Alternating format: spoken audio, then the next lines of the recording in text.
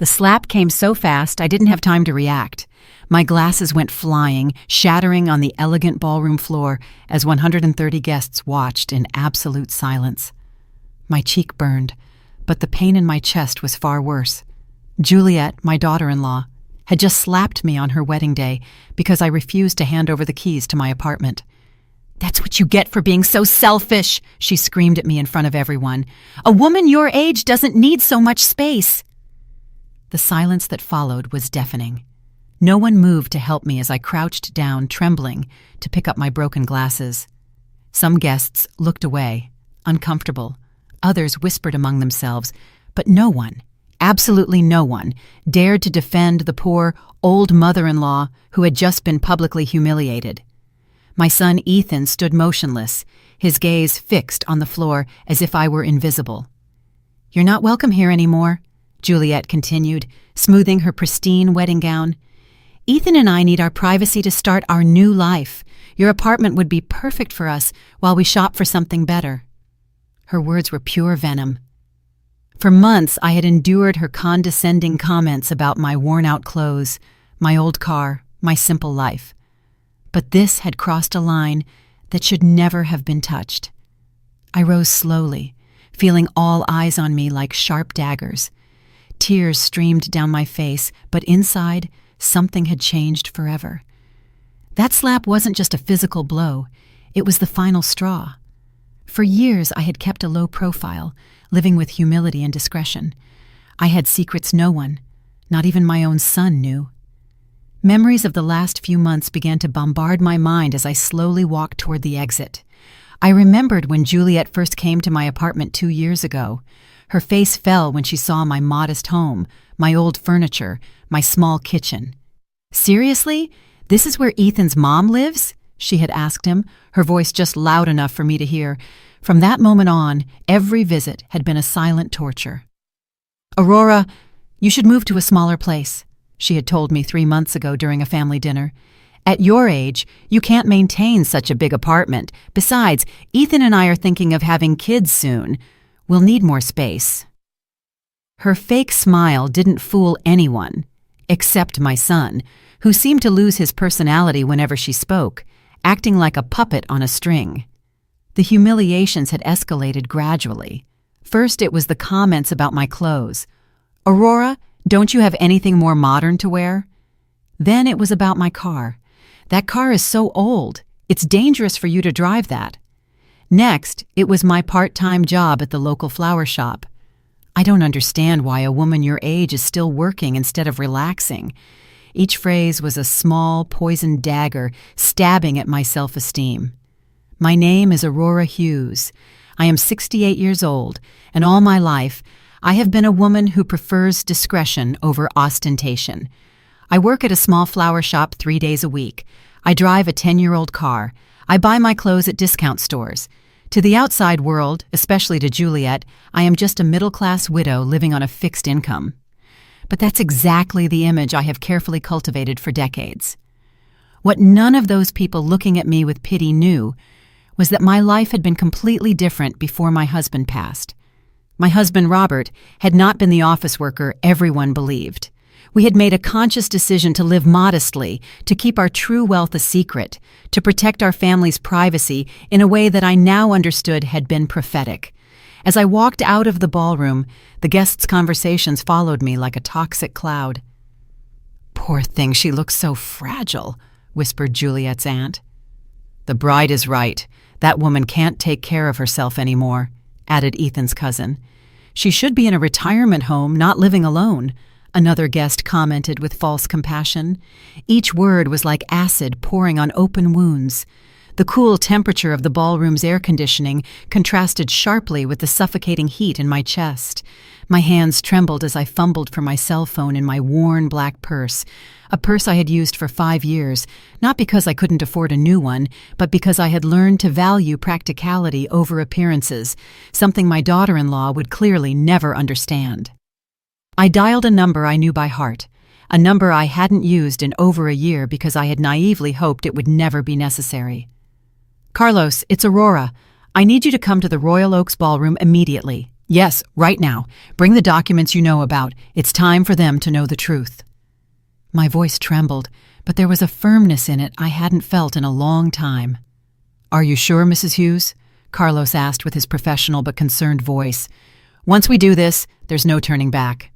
I glanced back at the ballroom one last time, where I could see Juliet laughing with her friends, likely telling them how she had put her useless mother-in-law in her place. Ethan was by her side, smiling weakly, showing not a single ounce of remorse for what he had just witnessed. Completely sure, I replied. 30 minutes, Carlos, no more. I hung up the phone and walked toward my car with determined steps. For the first time in years, I was going to drop the mask I had used to protect my family. For the first time, they were going to meet the real Aurora Hughes. And when that happened, when reality hit their perfect fake worlds, they would understand the true meaning of the word regret.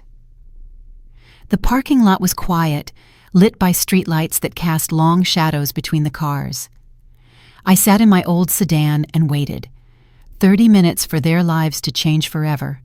30 minutes for them to discover they had made the biggest mistake of their lives by humiliating the woman who had secretly been taking care of them more than they could ever imagine.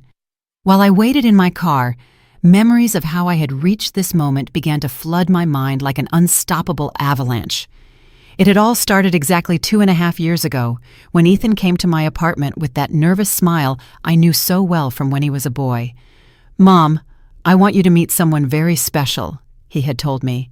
And there she was, Juliet, with her perfectly styled hair, her designer clothes, and that smile that didn't reach her eyes. From the very first moment, I knew something wasn't right. The way she looked at my apartment, evaluating every corner with thinly veiled disdain, told me everything I needed to know about her intentions. "How cozy," she had murmured as she looked at my secondhand furniture and my sun-faded curtains. Her tone suggested the opposite. Ethan, completely blinded by what he believed was love, didn't notice the condescension in her voice. That first dinner had been a silent disaster. Juliet barely touched the food I had lovingly prepared, claiming she was watching her figure. When I asked her about her family, she gave evasive answers, but not before asking me about my financial situation with a curiosity that I found alarming. "And how do you manage on a widow's pension, Aurora? It must be hard to get by on so little money," she had said with fake concern. What Juliet didn't know was that I had been observing her as much as she had been observing me. Over the next few months, I began to notice patterns that put me on high alert. Every time they visited my apartment, she would make comments about how outdated everything was, about how I deserved something better in my golden years. But her eyes always lingered on the details that really mattered. The prime location of the building, the panoramic view from my balcony, the size of the rooms. One day, while Ethan was in the bathroom, I heard her speaking softly on the phone in my kitchen. "Yes, Mom, his mom's apartment is in a super expensive area. If I can get her to move to a smaller place, we could stay here until we have our own place. She's so naive, she'll probably even thank us for helping her with the transition." Her words cut through me like a knife, but I maintained my composure when she returned to the living room, feigning innocence. From that moment on, every interaction with Juliet became a carefully orchestrated performance on both our parts. She played the concerned daughter-in-law, worried about her mother-in-law's well-being, while I pretended to be the vulnerable old woman who needed guidance. But inside, I was gathering information, observing her moves, understanding her true motivations. It was like a game of chess where we both thought we were winning. The following months brought a gradual escalation in her attempts at manipulation. First, there were the subtle suggestions. "Aurora, I've seen some lovely apartments for people your age, with all-inclusive services and no maintenance worries." Then came the more direct pressures. "You can't keep living alone at your age. It's dangerous. What if you fall and no one finds out for days?" Each argument was designed to make me feel incompetent and helpless. Ethan, my own son, began to echo the same phrases like a trained parrot. "Mom, Juliet is right. Maybe it would be better for you to consider moving to a more manageable place." Seeing him gradually transform into that woman's puppet was more painful than any direct insult. The son I had raised with so much love and sacrifice now saw me as an obstacle to his happiness. The psychological campaign intensified after they announced their engagement. Visits became more frequent but also more tense. Juliet had started bringing real estate magazines and brochures for senior communities. "I'm just exploring options for you, Aurora. I want to make sure you have the best quality of life possible," she would say, spreading the materials on my coffee table as if it were a business negotiation. But I had been doing my own research. One afternoon, when they went out to run wedding errands, I decided to call an old friend who worked in real estate. "Amelia, I need you to investigate something for me," I told her. "There's a couple who are very interested in my apartment, and I want to know more about their real financial situation." What I discovered chilled me to the bone. Juliet and Ethan were neck-deep in debt. The wedding they were planning cost more than $50,000, completely financed with credit cards and personal loans. The apartment they were renting was on the verge of eviction for non-payment. The luxury cars they drove were financed with payments they couldn't afford. Their lifestyle was a facade built on suffocating debt. Everything started to make sense. The rush to get married, the insistence that I move, the constant comments about my economic vulnerability. It wasn't love that had united this couple. It was the desperate need to find a solution to their financial problems. And my apartment, located in one of the most exclusive areas of the city, was their lifeline. The revelation hit me like a slap to the soul. My son, the boy I had raised with values of honesty and hard work, had chosen the easy path of manipulation and deceit. He had allowed an ambitious woman to convince him to see his own mother as a resource to be exploited instead of a person to be loved and respected. In the weeks leading up to the wedding, their attempts became more aggressive. "Aurora, you can't keep being so selfish," Juliet had said to me just 3 days before the ceremony. "Ethan and I have sacrificed so much for this marriage. The least you can do is help us with housing." Her words no longer even wore the mask of fake concern. It was a direct demand disguised as a family favor. That night, I had made a decision that would change everything. I called Carlos, my financial advisor, and the only man I had completely trusted since my husband Robert's death. "Carlos, I need you to prepare some documents. It's possible I'll very soon have to reveal information I've kept secret for years." His voice had become serious immediately. "Mrs. Hughes, are you sure this is the right time?" He had warned me with the wisdom of someone who had handled my affairs for more than a decade. "Once this information is public, you can't take it back. The consequences could be devastating for family relationships." But I had already made up my mind. The family I had tried to protect with my silence had chosen to betray me.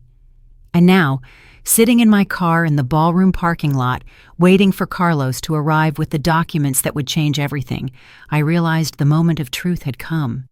25 more minutes, and Juliet, Ethan, and all those guests who had looked at me with pity would discover who Aurora Hughes really was. 25 more minutes, and their perfect worlds built on lies and greed would crumble like sandcastles. The night breeze rustled the tree leaves around the parking lot, creating dancing shadows under the lights. It was strangely poetic that on such a beautiful night, so many illusions were about to die forever. 20 minutes had passed since my call to Carlos, and every second felt like an eternity. From my car, I could see the golden lights of the ballroom, hear the cheerful music and laughter spilling out of the open windows. It was surreal to think that in just a few minutes, that celebration would turn into a nightmare for the main players. I closed my eyes and let the most painful memories of the last few months flood my mind. I needed to remember exactly why I had reached this point of no return. The biggest humiliation had happened just 2 weeks before the wedding, during what Juliet had called an important family meeting. She had arrived at my apartment, accompanied not only by Ethan, but also by her parents, a perfectly planned ambush. "Aurora, we want to talk to you about your future," Juliet's mother, an haughty woman who looked at me as if I were a bothersome insect, had begun. "We believe it's time for you to make responsible decisions about your life," continued Juliet's father, a burly man who had surveyed my apartment with the eyes of an appraiser evaluating a property. "At your age, living alone in such a big place is not only unnecessary, but dangerous. What if you have a medical emergency and no one finds out for days? Their words were rehearsed, too perfect to be spontaneous. Ethan had remained silent throughout the conversation, nodding occasionally like a well-trained puppet. Seeing him there, sitting next to a family that treated me like an obstacle, was like watching the son I had raised die before my eyes. "Mom," he finally said, in a voice I no longer recognized. "They're right. Juliet and I have been talking, and we think it would be better for everyone if you moved to a place more appropriate for your age." "Appropriate for my age?" I repeated, feeling the anger begin to boil inside me. "And who gets to decide what's appropriate for me? You?" Juliet's mother exchanged a knowing look with her husband, as if my words confirmed something they had already discussed. "Aurora, we understand this can be difficult to accept, but you must think about what's best for Ethan and Juliet."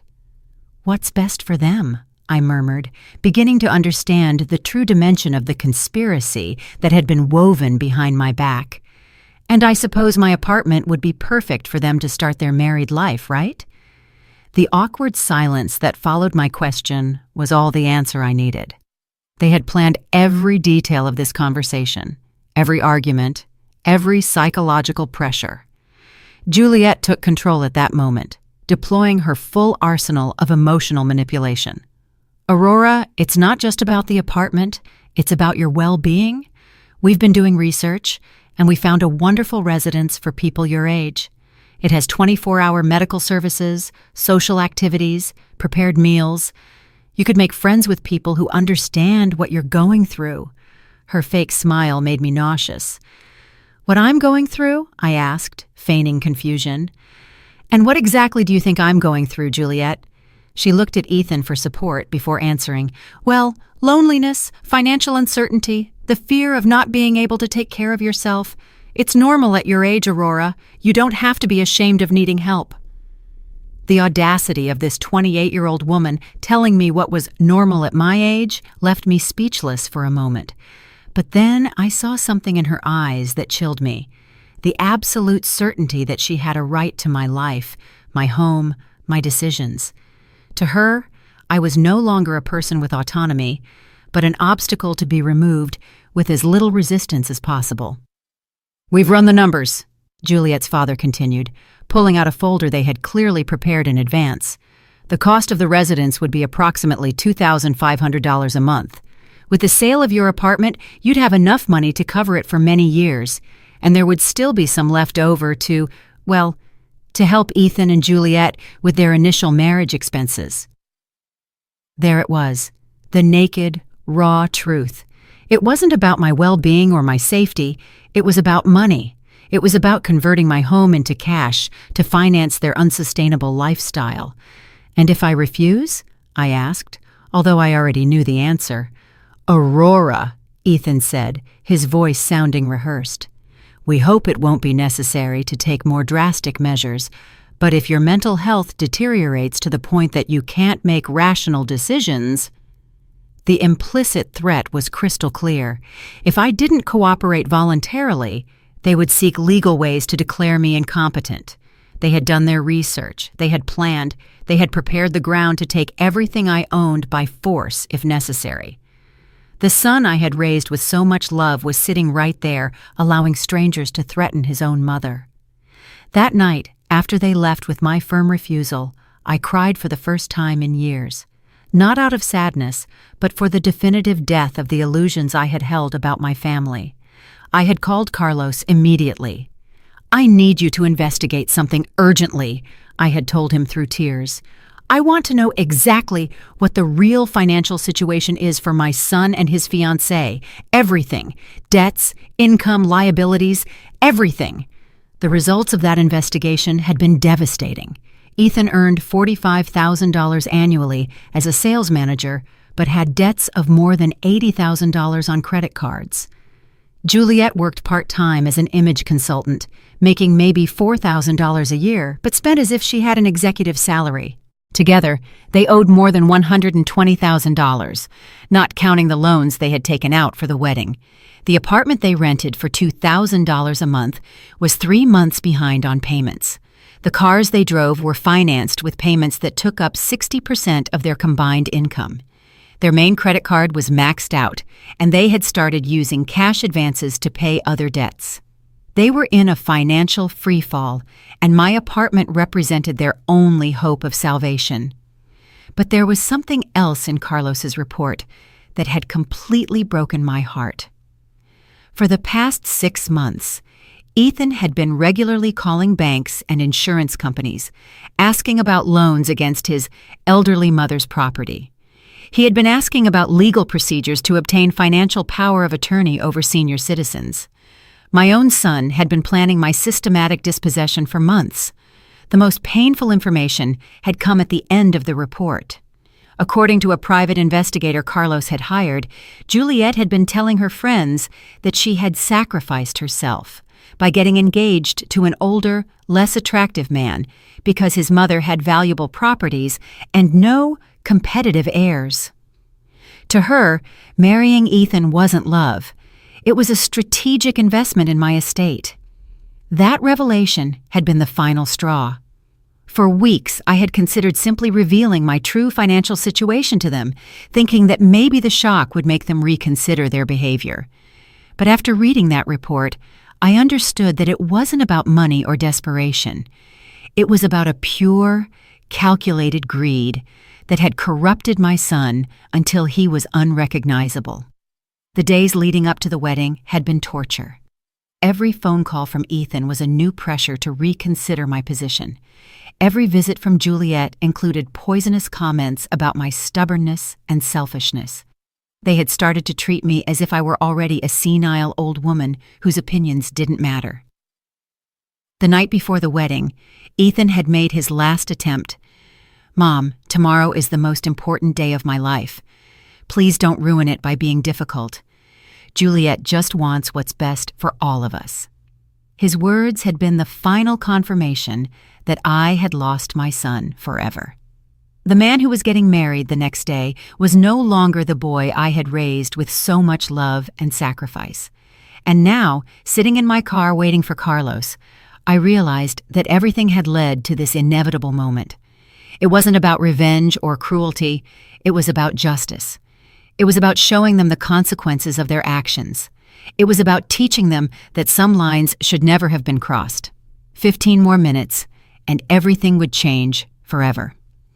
My hands trembled as I dialed the number for Joseph, my neighbor from the apartment next door, a 70-year-old man who had been a silent witness to all the tense visits of the last few months.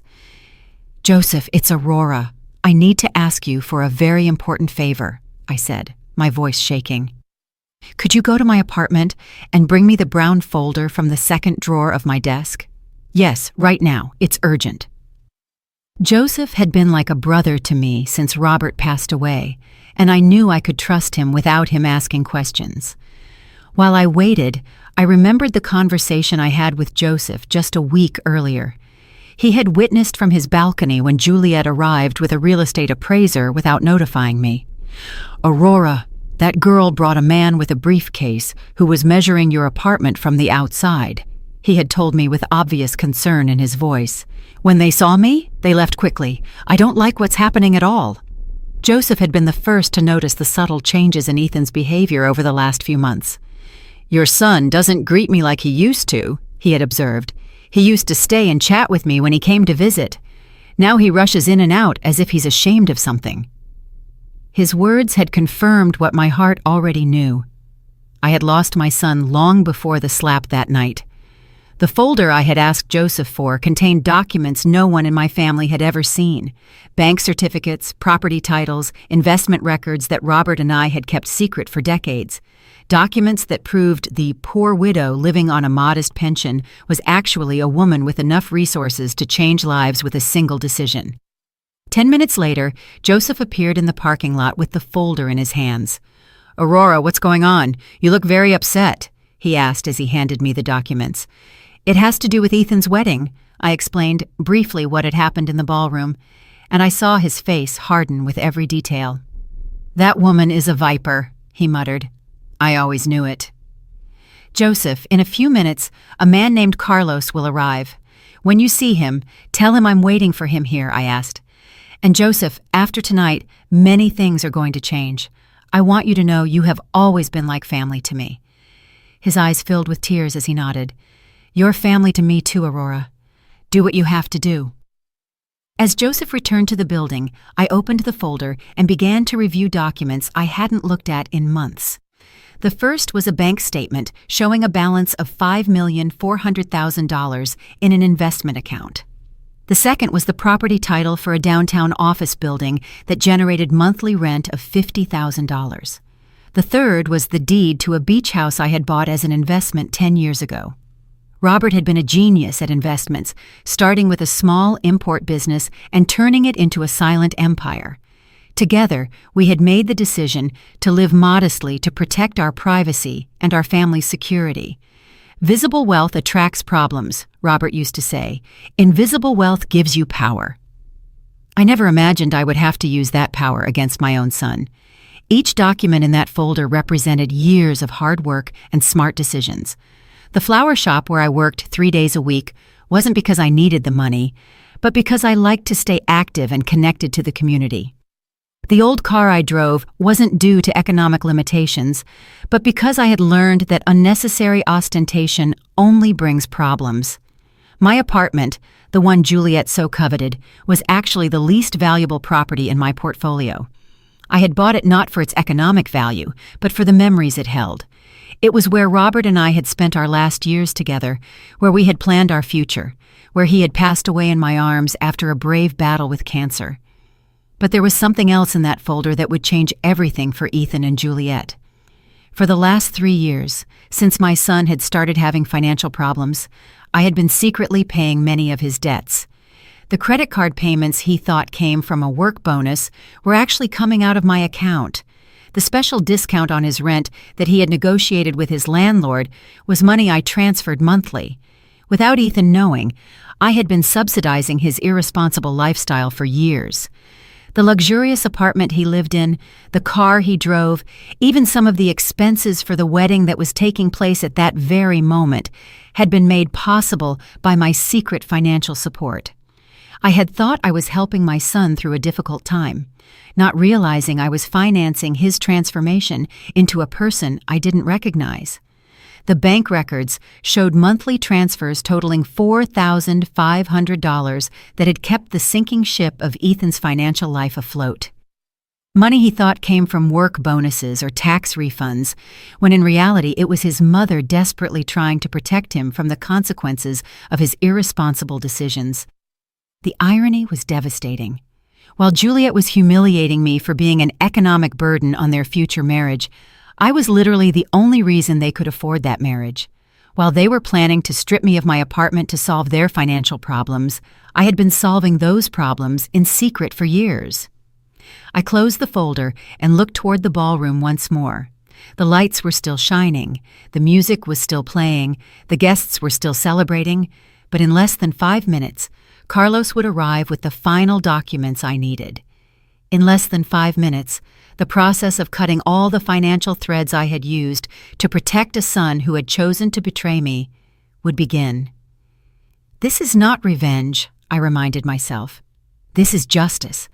This is about teaching them that actions have consequences, that greed has a price, that family is not something you can sell for economic convenience.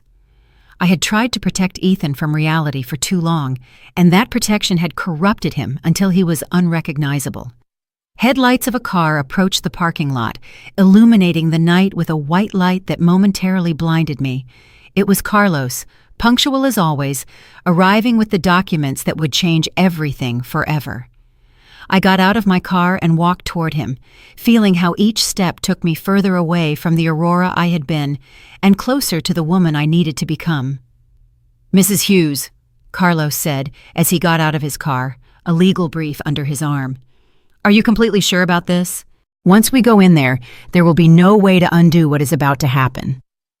I looked toward the ballroom one last time, where my son and his new wife were probably still celebrating their victory over the useless old woman they had just humiliated. I have never been more sure of something in my life, Carlos. It's time for them to meet the real Aurora Hughes.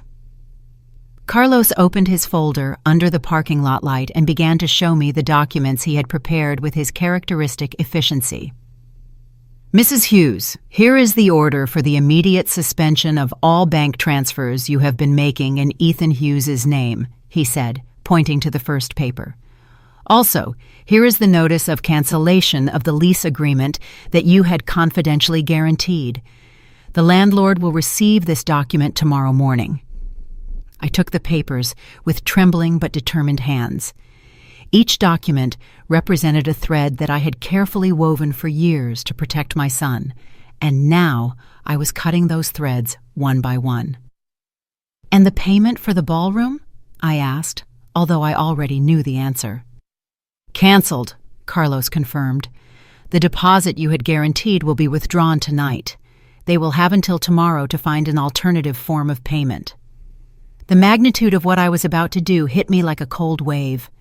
For 3 years, I had been the invisible safety net that had kept Ethan and Juliet's lives afloat. The apartment they lived in, the car he drove, even the wedding that was taking place at that very moment had all been made possible by my secret financial support. And now, in a single night, I was going to withdraw all that support definitively. "Carlos, I want you to understand something," I said to him as I signed each document with a determination I hadn't felt in years. "This is not cruelty or revenge. This is the only way for them to learn the real value of things. For too long, I protected them from the consequences of their actions, and that protection corrupted them into people I don't recognize." "I understand perfectly, Mrs. Hughes," Carlos replied with genuine respect in his voice. "In my 30 years as a financial advisor, I have seen many families destroyed by greed and ingratitude. What you are doing requires more courage than most people possess." His words gave me the final strength I needed to take the last step. We walked together toward the ballroom entrance, and with each step, I could feel my heart beating faster. It wasn't nervousness I felt. It was a strange mix of sadness for what I had lost and anticipation for what I was about to regain. My dignity, my self-respect, my right to be treated as a human being instead of as a resource to be exploited. The music stopped abruptly when we entered the ballroom. 130 pairs of eyes turned toward us, and I could see the confusion on the guests' faces. Some recognized Carlos immediately.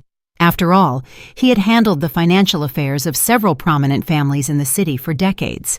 His presence at social events usually meant that something important was about to happen. Juliet was the first to react. "What are you doing here, Aurora?" she shouted at me from the center of the dance floor, where she had been posing for photos with Ethan. "You already left once. Wasn't that enough drama for one night?" Her voice carried that arrogance I had come to know so well, but I could detect a note of nervousness that hadn't been there before. "Ladies and gentlemen," Carlos said in a clear, professional voice, "I apologize for interrupting this celebration, but I have urgent legal matters to discuss with Mr. Ethan Hughes and Mrs. Juliet Dawson." The silence that followed was so deep you could hear the hum of the air conditioning. Some guests began to pull out their cell phones, sensing they were about to witness something extraordinary. Ethan slowly approached, his face pale and his eyes full of confusion. "What's going on here, Mom?" he asked me, in a voice that no longer sounded as confident as it had when he had humiliated me just minutes before. "Who is this man, and why is he talking about legal matters?"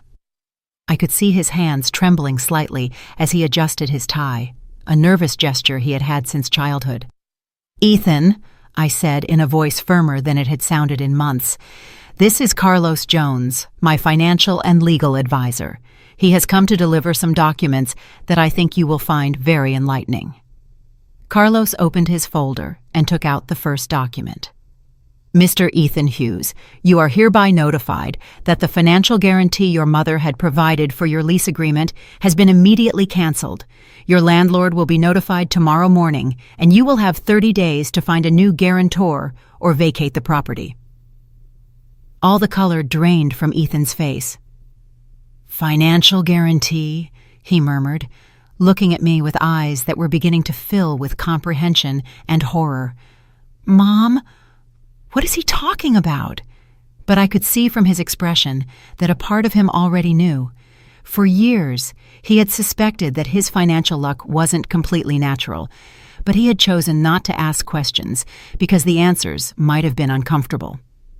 Also, Carlos continued relentlessly, the monthly transfers of $4,500 that your mother had been making to your personal accounts have been permanently suspended.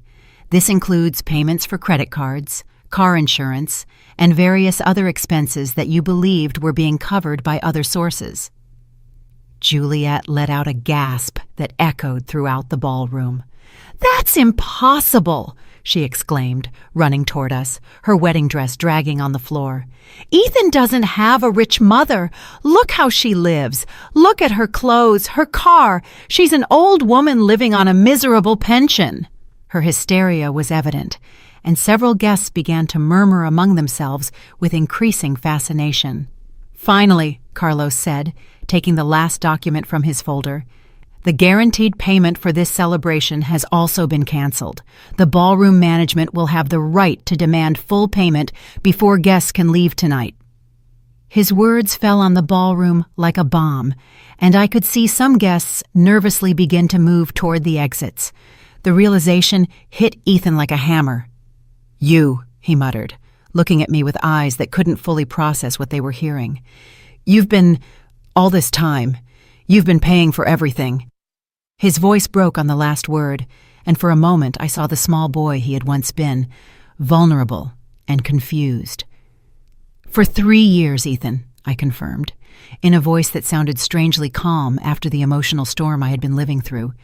3 years in which I thought I was helping you get through a difficult time. 3 years in which I believed you would eventually recover and become the man I raised. 3 years in which I hoped you would remember the values I taught you. Juliet began to pace in circles, clutching her head with increasing desperation. This can't be happening! This can't be real! She screamed, as the guests watched her with a mix of horror and morbid fascination. You're a poor old woman. You work at a flower shop. You drive a 10-year-old car. You can't have money. Appearances are deceiving, Juliet, I said finally, feeling decades of careful performance come to an end. For years, I chose to live simply because my husband and I believed that visible wealth attracts problems. It turns out we were right. It's just that the problems came from where we least expected them. The music had stopped completely, and the only sound in the ballroom was the agitated breathing of the newlyweds and the growing murmurs of the guests, who were beginning to understand that they were witnessing something completely unexpected. Some were already recording with their phones, instinctively knowing that this story would become urban legend.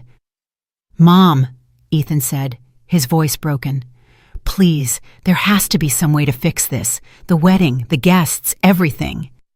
But I could see in his eyes that he was finally beginning to understand the magnitude of what he had lost. Not just money or financial support. He had lost his mother, the woman who had loved him unconditionally for 35 years. The only way to fix this, Ethan, I replied, was not to break it in the first place. The silence in the ballroom became deafening. 130 guests held their breath as they processed what they had just heard. Juliet stood motionless for the first time all night, her eyes darting between Carlos, the documents, and my face, as if trying to find a crack in the reality that was collapsing around her. Ethan just stared at me with an expression I will never forget, a mixture of shock, belated comprehension, and absolute horror.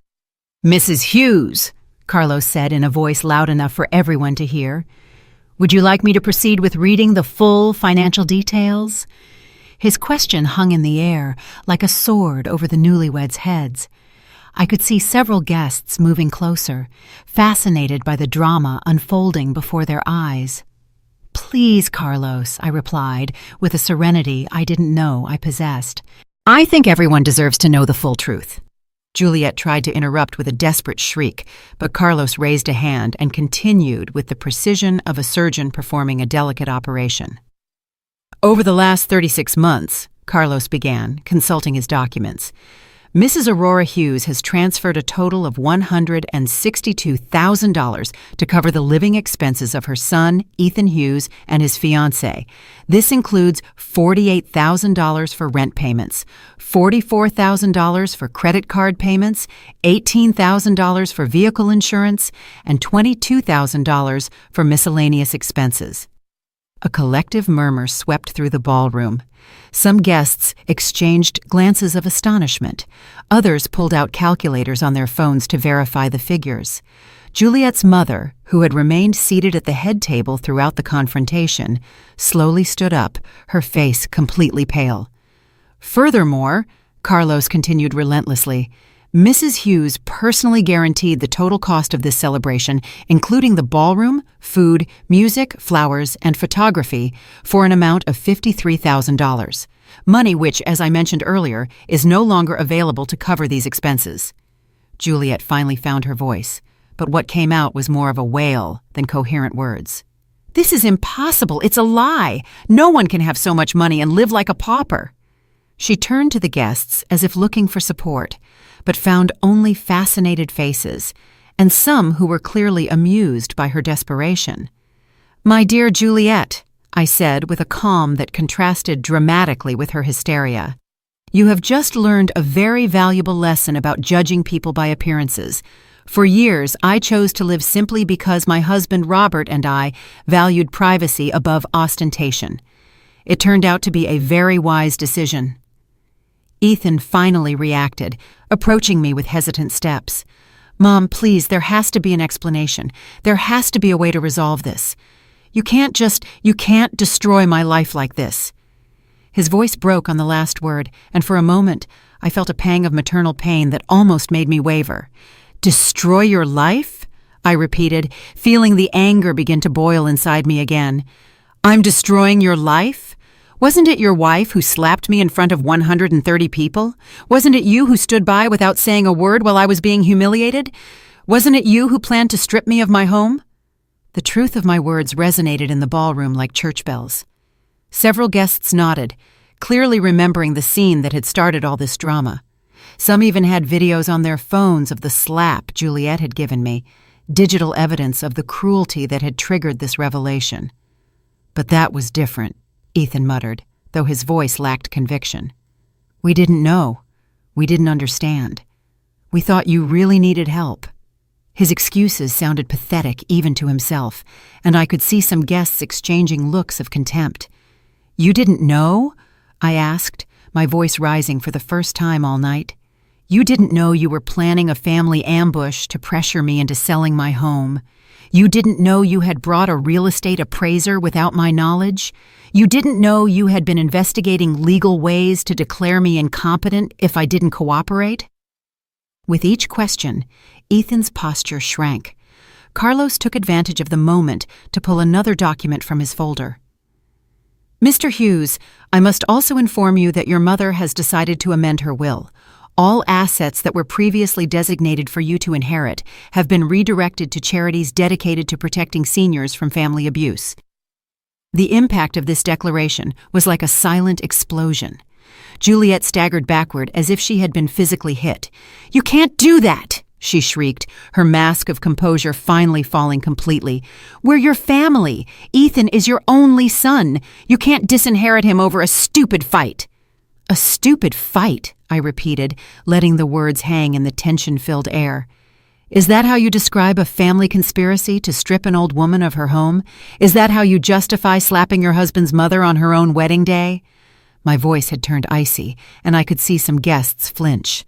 Juliet's father, who had remained silent throughout the confrontation, finally approached with an expression of poorly disguised panic. "Mrs. Hughes, I think we're all a little upset by the emotions of the day. Maybe we could discuss this in private when things have calmed down a bit." His tone was that of a man who had just realized he had bet on the wrong horse. "There's nothing to discuss in private," I replied firmly. "Everything I had to say has been said here, in front of the same people who witnessed my humiliation. You chose to make this public, so my response will be public." The guests' heads moved between us as if watching a tennis match, absorbed in every exchange. Carlos closed his folder with a dry snap that echoed throughout the ballroom.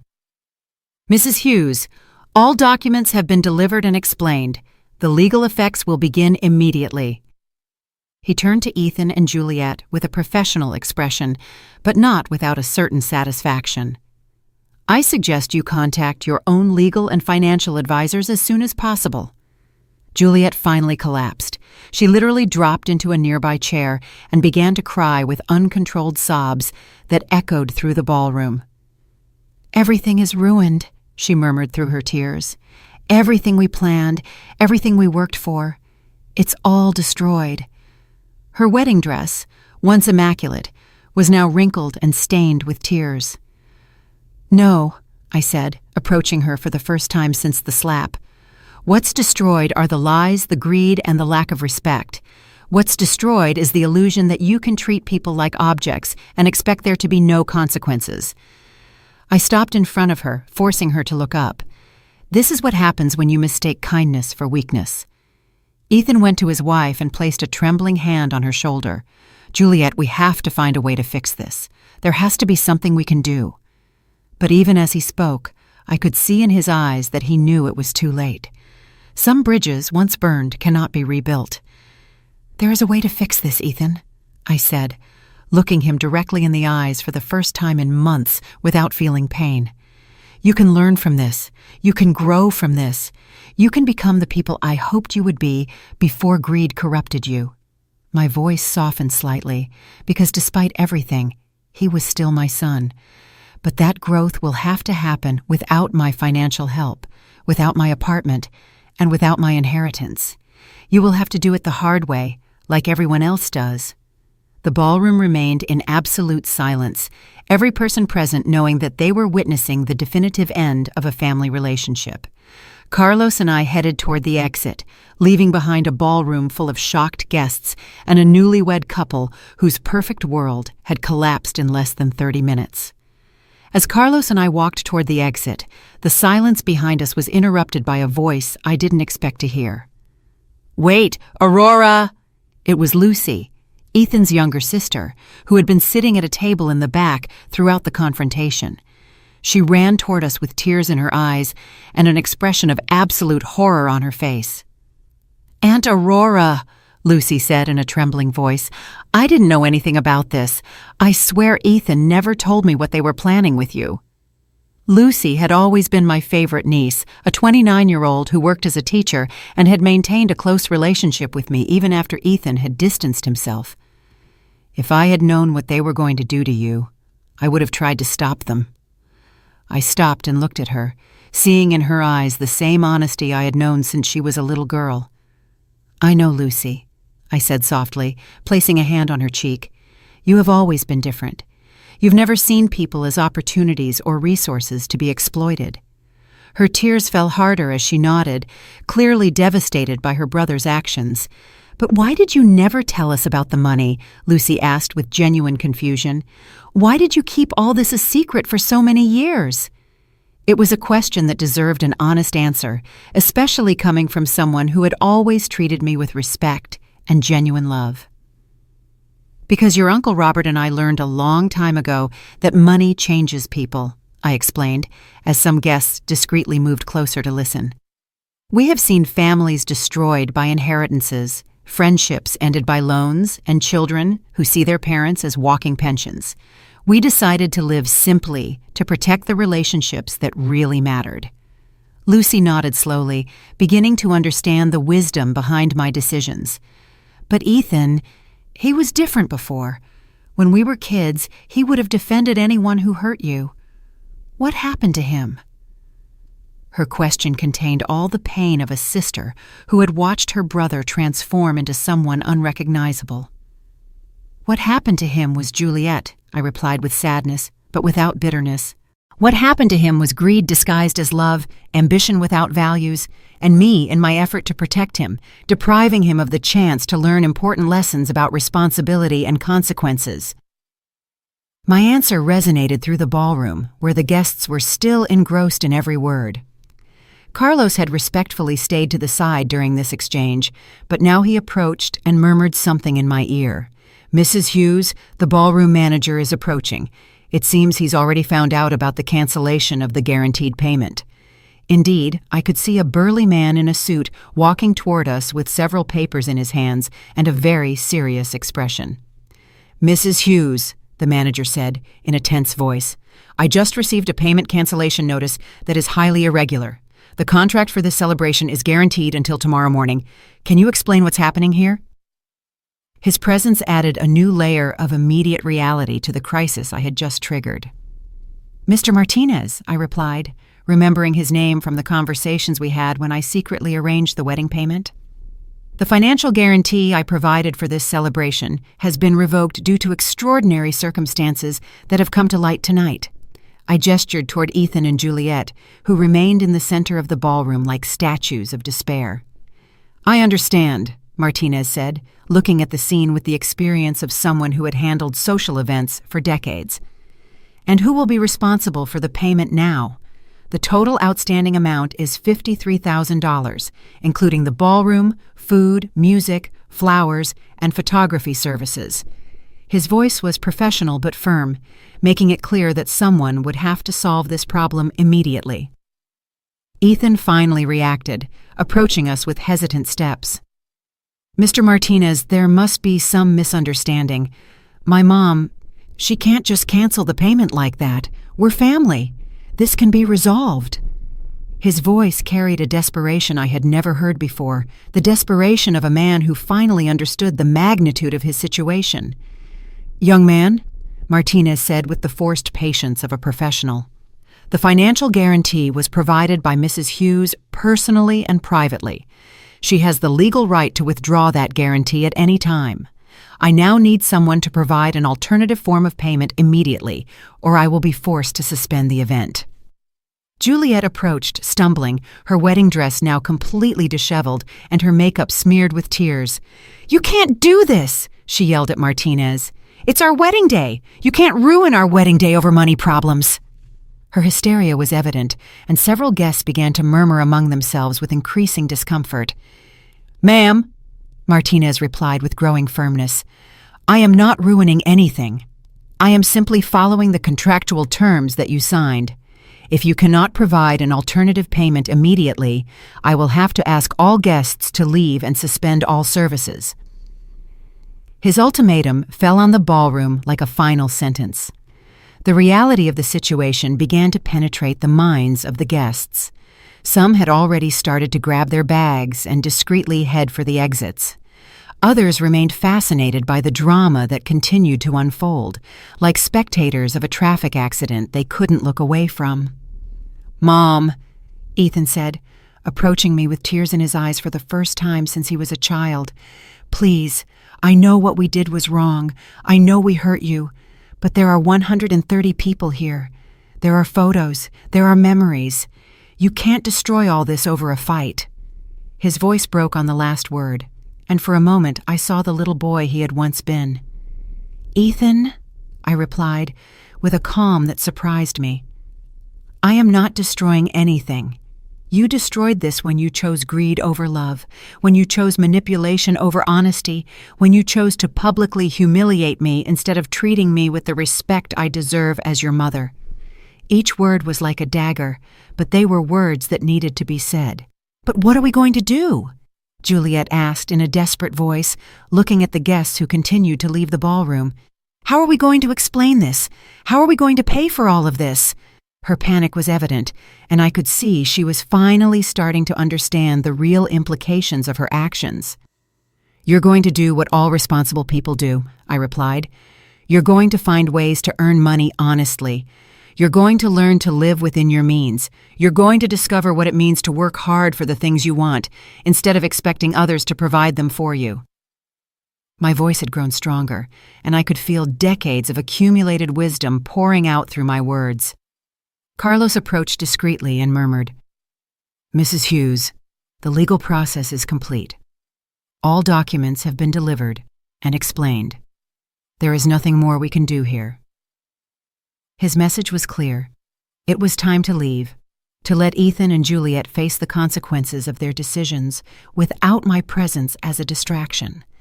Lucy approached once more and hugged me tightly. "Aunt Aurora, I want you to know that you will always have my respect and my love, no matter what happens with Ethan." Her words were like a balm for my wounded heart, reminding me that not all family had been corrupted by greed. "And you will always have mine, Lucy," I replied, returning the hug. "Remember this night when you make important decisions in your life. Remember that character is defined not by what we have, but by how we treat the people we love." Her tears soaked my shoulder as she nodded, completely understanding the lesson that was unfolding before her eyes. Martinez approached again, this time with greater urgency. "Ladies and gentlemen, I need an immediate resolution. I have other commitments tonight, and I cannot keep staff here indefinitely without a guarantee of payment." His professional patience was finally running out, adding additional pressure to an already desperate situation. "You have my phone number," I said to Ethan and Juliet for the last time. "When you are ready to have a real conversation about respect, values, and responsibility, when you have learned what it means to earn things for yourselves, when you can look me in the eye and offer me a genuine apology for what you did to me tonight, then we can talk. But for that," I added, looking at them directly, "first you will have to find a way to solve the mess you created here, all on your own."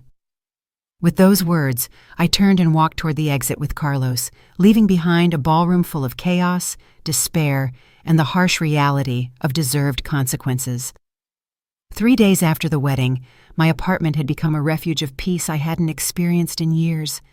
Joseph had come over every morning with coffee and pastries from the local bakery, making sure I was okay after what he called the night Aurora reclaimed her dignity. His visits had been a balm for my soul, reminding me that I still had chosen family who valued me for who I truly was. The phone had rung incessantly for these 3 days.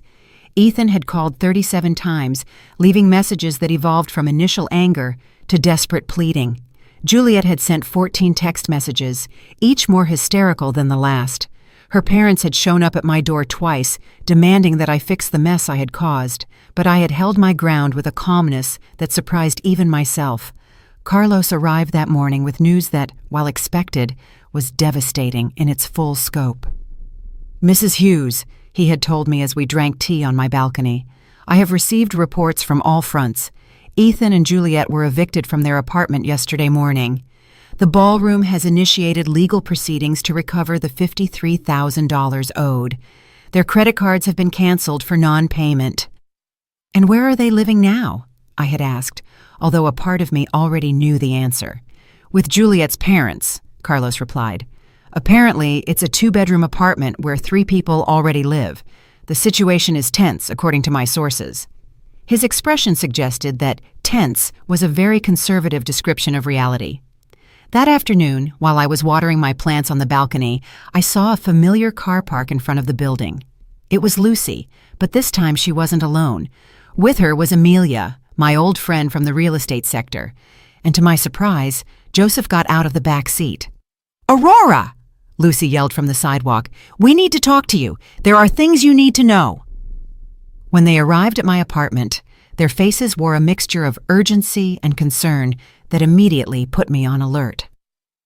"Aunt Aurora," Lucy began, "I've been investigating some things since the wedding night, things I think you need to know before it's too late." She sat on my couch with a folder in her hands that looked as official as the one Carlos had carried to the ballroom. "Too late for what?" I asked, pouring her some tea while trying to stay calm. Amelia cleared her throat and spoke for the first time. "Aurora, for the last 3 days, I've been doing some digging into Ethan and Juliet's financial situation. What I found goes beyond what any of us imagined. They had been planning this for more than a year," Amelia continued, opening the folder to reveal documents that made me feel sick to my stomach. I found evidence that Juliet had been consulting with lawyers specializing in mental competency cases for seniors.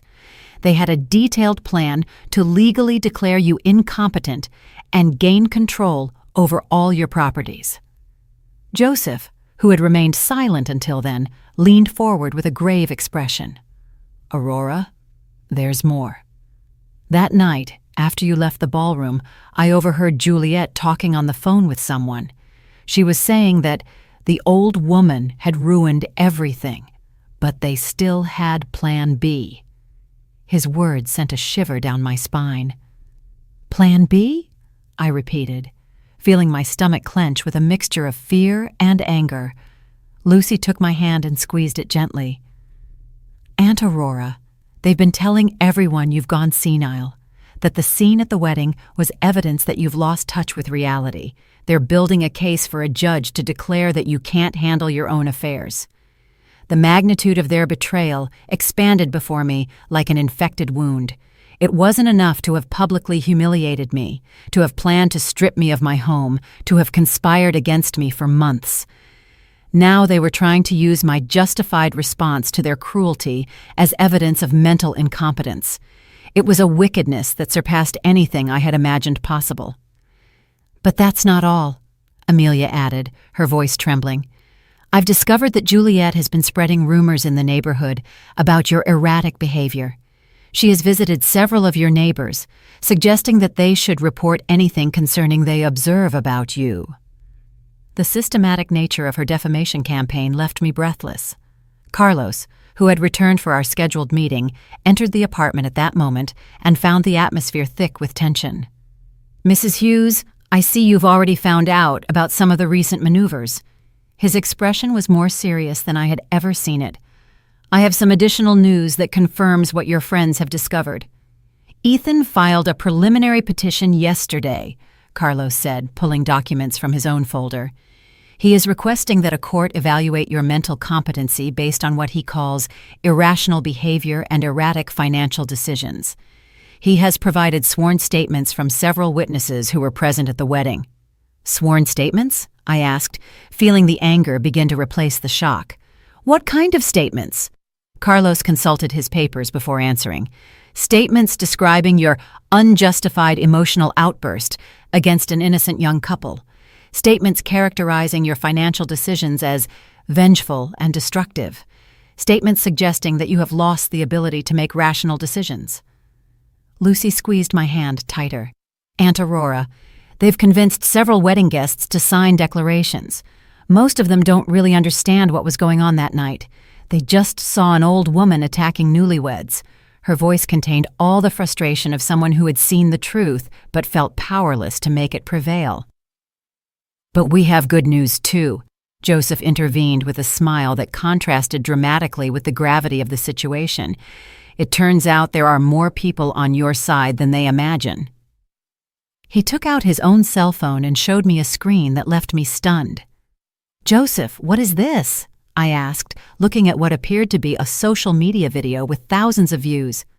Aurora, remember that several guests were recording that night? Well, some of those videos have gone viral. People aren't seeing a senile old woman attacking an innocent couple. They're seeing a dignified woman revealing the truth about years of abuse and manipulation. Amelia leaned in to look at the phone, too. Aurora, the comments on these videos are overwhelmingly in your favor. People are praising your courage, your dignity under pressure, your decision to set boundaries. Some are sharing their own stories of family abuse. You've become a symbol of resistance against the exploitation of seniors. Carlos nodded in approval. This public response will be invaluable if the case goes to court. It's difficult to argue that someone is mentally incompetent when thousands of people are applauding the logic and justice of their actions. His professional smile had returned, suggesting that perhaps the legal battle wouldn't be as one-sided as I had initially feared. But there's something else you need to know, I said, making a decision I had been considering for the last 3 days. If Ethan and Juliet want to play this game, if they want to turn this into a public legal battle, then they are going to discover exactly who they're messing with. I stood up and walked to my desk, where I had been preparing my own folder of documents. For these 3 days, I have been in contact with several lawyers specializing in elder abuse. I have been documenting everything. the intimidating visits, the implicit threats, the conspiracy to strip me of my property, even the slap Juliet gave me. I took out photographs of my swollen cheek, taken immediately after the wedding, medical evidence of the physical assault. If they want war, I continued, with a determination I hadn't felt in decades, they will have war, but it will be a war fought on my terms, with my resources, and with the truth on my side. Furthermore, I added with a smile that surprised even myself, I have decided to do something I should have done years ago. I am going to tell my full story publicly. I am going to show the world exactly what happens when greed is disguised as family love. The room filled with a new energy, the energy of people who knew that justice was on their side and that they had the resources to make it prevail. 6 months after that night that divided my life into a before and an after, I found myself sitting in the most important television studio in the city, waiting for the interview to begin that would tell my full story to the entire country. The program, Stories of a Lifetime, had contacted Carlos after the wedding videos had accumulated more than 2 million views on social media. My story had become a national symbol of resistance against family abuse of seniors. The journalist, Catherine Diaz, a woman respected for her professional integrity, reviewed her notes while the technicians made the final lighting adjustments. "Mrs. Hughes," she said to me with a warm smile, "I want you to know that you have inspired thousands of people with your courage. We have received hundreds of letters from viewers who have lived through similar situations." During these 6 months, many things had changed. The legal case Ethan and Juliet tried to build against me collapsed spectacularly when Carlos presented evidence of their conspiracy to declare me incompetent. Not only did they lose the case, but they were fined for legal frivolity and ordered to pay my attorney fees, which amounted to $45,000. The bankruptcy that followed was swift and devastating. Ethan had lost his job when his employer found out about the public scandal. Juliet had tried to start an image consulting business, but the viral videos had ruined her professional reputation. They were now living in a one-bedroom apartment in the suburbs, working part-time jobs and struggling to pay their accumulated debts. "We are on the air in 5 minutes," the program director announced. I looked at the cameras that would soon broadcast my story to millions of homes, feeling a mix of nervousness and determination. At my side was Carlos, who had agreed to appear with me to explain the legal aspects of the case. In the audience were Joseph, Lucy, and Amelia, my pillars of support during these difficult months. The most painful thing about these 6 months had been Ethan's complete silence. After losing the legal case, he had made no attempt to contact me. There were no calls asking for forgiveness, no letters explaining his behavior, no acknowledgement that his actions had been wrong. It was as if he had decided that it was easier to hate me than to face the reality of what he had done. Juliet, on the other hand, had tried to contact me several times. Her messages had evolved from legal threats to desperate pleas for financial help. The last message, received just 2 weeks earlier, said, "Aurora, I know we made mistakes, but we're family. Ethan is sick with stress and I'm pregnant. Please, you can't let your grandchild grow up in poverty." The news of the pregnancy had been like a dagger to my heart. I was going to be a grandmother, but my grandchild would grow up in a home filled with resentment toward me. However, I had learned the most difficult lesson of my life. I couldn't save people who didn't want to be saved. Trying to do so only perpetuated their destructive behavior. "Mrs. Hughes, we'll start in 30 seconds, Catherine informed me. I took a deep breath and thought of all the people who had written to me after seeing the videos, telling me their own stories of family abuse, seniors whose children had taken control of their finances, parents emotionally blackmailed by irresponsible adult children, grandparents threatened with not seeing their grandchildren if they didn't provide financial support. "We are live in 3, 2, 1. The red light on the camera came on, and Catherine began with an introduction she had rehearsed perfectly. "Good evening and welcome to Stories of a Lifetime. I am Catherine Diaz, and tonight we have with us Aurora Hughes, a 68-year-old woman whose story has shocked the nation and put the issue of family abuse against seniors at the center of a national debate." "Mrs. Hughes," Catherine continued, turning to me, 6 months after the events at your son's wedding, How does it feel to know that your story has inspired so many people?" Her question was direct but compassionate, allowing me to start on my own terms. "I feel grateful," I replied, feeling my voice stabilize as I spoke. "Grateful that something as painful as the loss of my relationship with my son has served to help other people in similar situations. For months I felt lonely and confused, wondering if I was the one who was wrong. Now I know that what I went through is more common than any of us would like to admit." Catherine nodded and consulted her notes. "Tell us about the years leading up to that night, when you started to realize that something wasn't right in your relationship with your son and his fiancée." It was the question I had been waiting for, the opportunity to explain how emotional and financial abuse develops gradually, almost imperceptibly. "It started with small things," I explained, remembering those early signs I had ignored out of love, comments about my age, suggestions that I could no longer take care of myself, subtle pressures for me to make decisions that truly benefited them. Family abuse rarely begins with blows or shouting. It begins with the slow erosion of your self-confidence, with making you question your own reality. Carlos leaned forward to add legal context.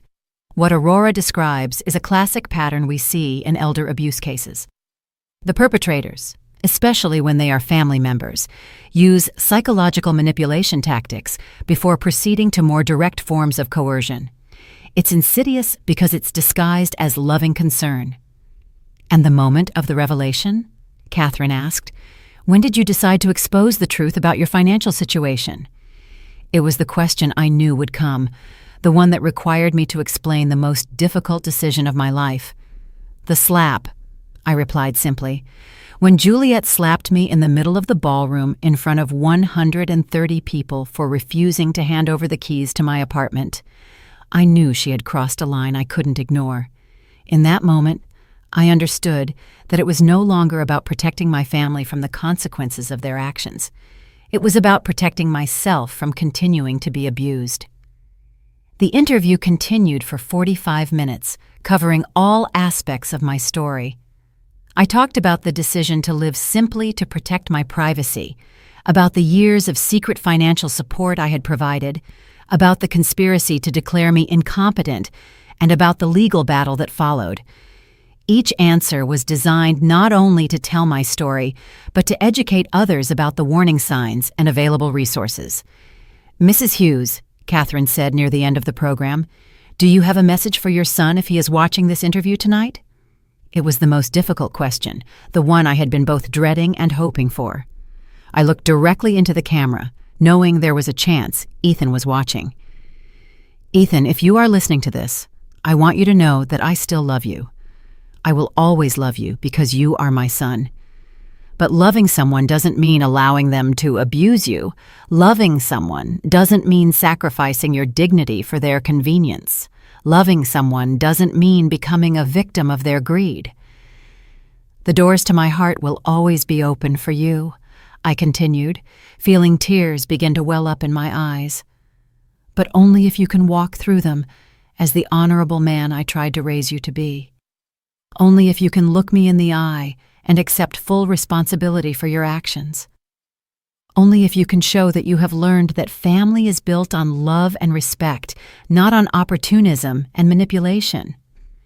And for all the people watching this who recognize their own story in mine," I added, addressing the broader audience, "I want you to know that you have the right to be treated with dignity, no matter your age. You have the right to make your own decisions about your money, your home, your life. You have the right to set boundaries with family members who treat you badly, and you have the right to seek help when those boundaries are violated." When the cameras turned off, the studio erupted in applause from the production crew. Catherine hugged me with tears in her eyes. "Aurora, that was one of the most powerful interviews I have ever done. It's going to change lives." Carlos nodded proudly, knowing we had achieved something bigger than winning a legal case. That night, as I drove back to my apartment with Joseph, Lucy, and Amelia, I felt more at peace than I had been in years. I had told my story, I had defended my truth, and I had used my pain to help others. No matter what the future held with Ethan, I knew I had done the right thing. "Aurora," Lucy said from the back seat, "I am so proud of you. You have turned the worst experience of your life into something that will protect thousands of people." Her words resonated in my heart as we arrived home. The apartment that Juliet had once coveted now truly felt like a home again, not because I had won a legal battle, but because I had finally learned to value myself enough to demand the respect I deserved. I had discovered that sometimes the only way to save a relationship is to be willing to lose it. And as I prepared for bed that night, I knew I had set the most important example of my life, that it's never too late to stand up for yourself, that you are never too old to demand dignity, and that true love sometimes requires the most difficult decisions. My story had ended, but my life was just beginning again. 2 years have passed since that night that divided my life into a before and an after. As I write these lines, I am sitting on the same balcony where I used to water my plants and reflect on the silent humiliations I thought I had to endure out of a mother's love. How different the world looks when you finally find the courage to put a price on your dignity. The morning began, like all of them have for the last 18 months, with a call from Carmen, the coordinator of the Aurora Hughes Foundation for the Protection of Seniors. Yes, I decided to use my name for the charitable organization I founded with part of my redirected inheritance. "Aurora, we have 23 new cases this week," Carmen informed me, with that mixture of sadness and determination that characterizes those of us who work in this field. All similar patterns. Adult children pressuring older parents for property or money. Every case that comes across my desk is like looking into a mirror of the past. Yesterday, I reviewed the file of a 72-year-old woman whose daughter convinced her to sell her house for her own good, only to discover that the money financed a failed business and a vacation in Europe. The day before yesterday, it was a 69-year-old man whose twins emotionally blackmailed him. "If you don't lend us $50,000, you will never see your grandchildren again." The irony is not lost on me. I have turned my worst personal experience into my most meaningful life purpose. The foundation has helped more than 400 seniors regain control over their finances, their properties, and, most importantly, their self-esteem. We have specialized lawyers, social workers, psychologists, and a support system that I wish I had had when I felt so lonely and confused.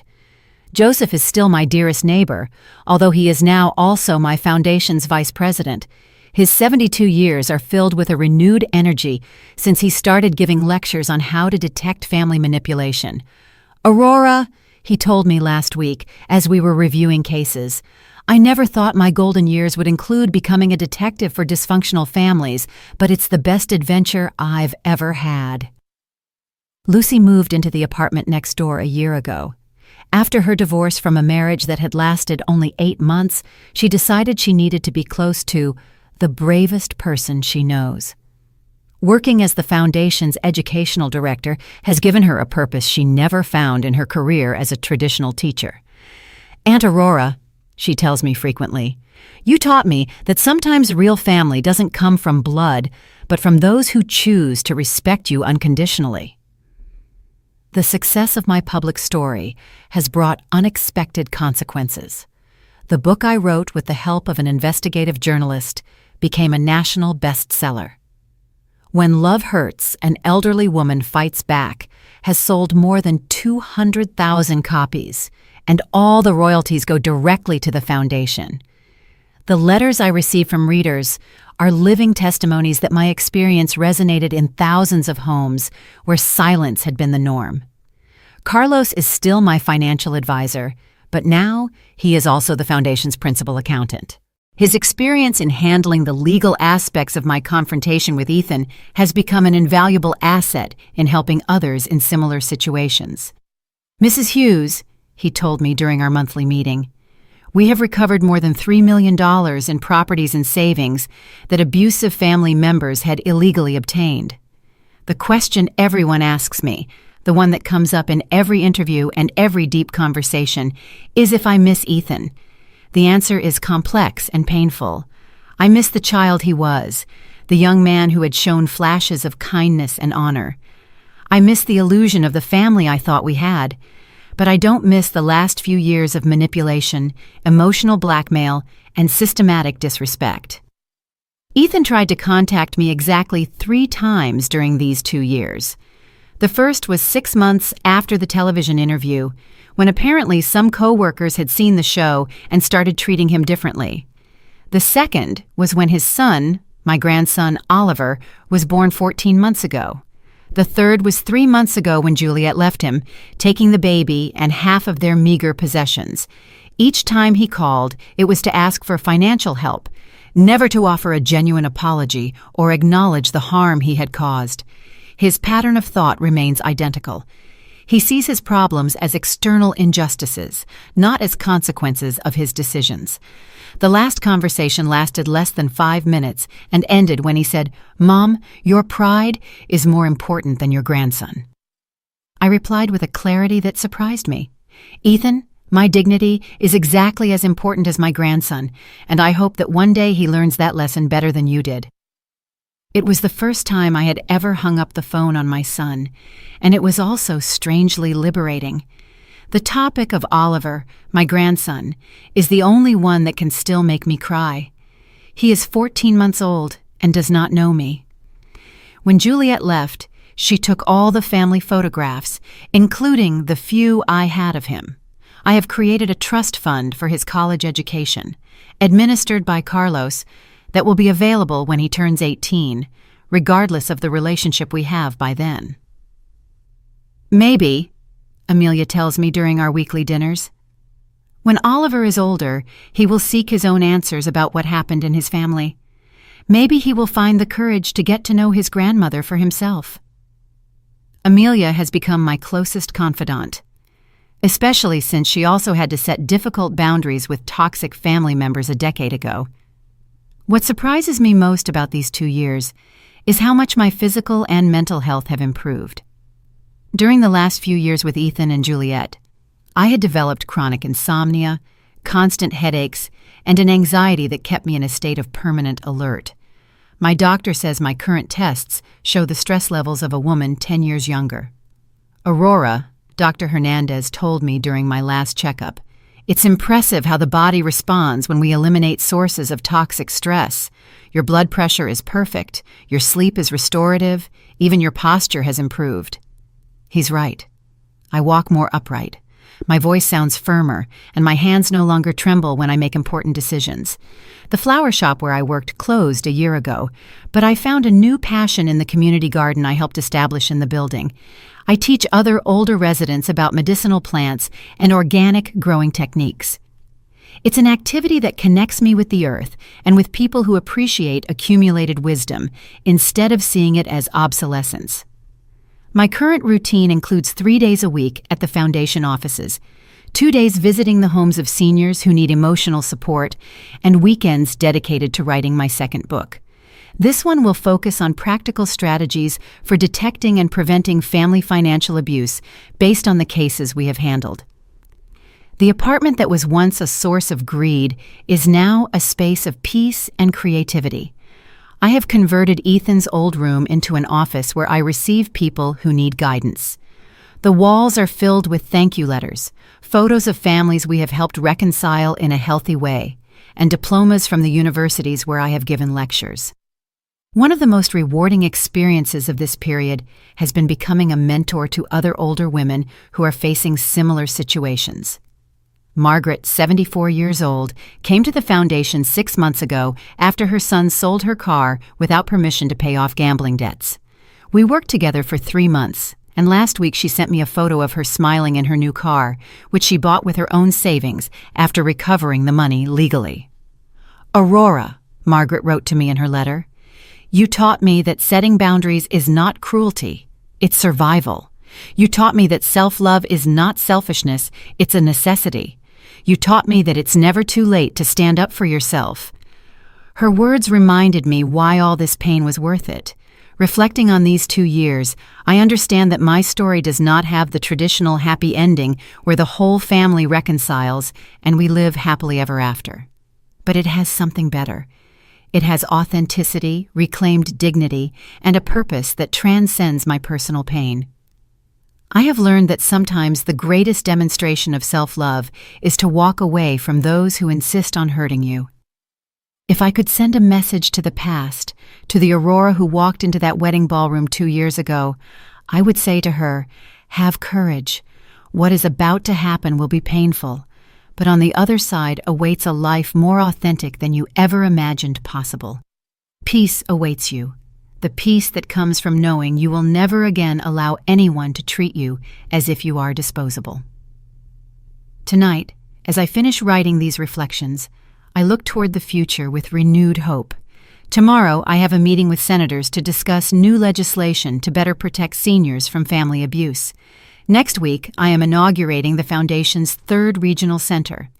Next month, I will begin a documentary series on this topic that will be broadcast nationally. My life at 70 is richer, more meaningful, and more authentic than it was at 68. I have learned that the end of a toxic relationship is not a loss. It's a liberation. I have discovered that true family is chosen as much as it is inherited, and I have proven that it is never too late to write a new chapter in your own story.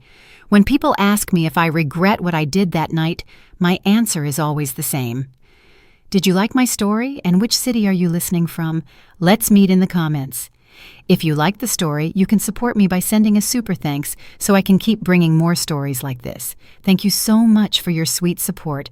I'm looking forward to your comments on the story. On the screen, you can see 2 new life stories that I highly recommend. There's so much more on my channel. Don't forget to subscribe. See you in the next life story with love and respect.